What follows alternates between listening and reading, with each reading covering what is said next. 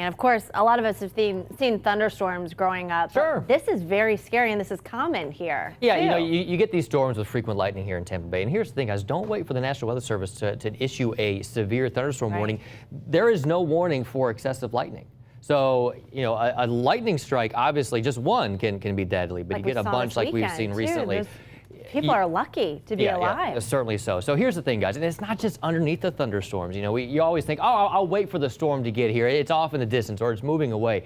Lightning can shoot out the top of a thunderstorm and can actually strike you up to 10 to 15 miles away from the storm. That's why we have the saying, when thunder roars, head indoors. Go indoors. And, you know, it kind of, you know, it's catchy. We say it rolls off the tongue nicely, but it's so true. If there's thunder in the area, if you can hear thunder, you can be struck by lightning. If you hear that thunder, immediately get inside. If you can't get inside, say you're on a golf course somewhere and you're out in the middle of nowhere, don't stand underneath the tree. Don't lay on the ground, and get off of that elevated area. Get into that low area. But the best thing to do, get inside. That's a safe place you're going to be. Save your life tips there. Yeah.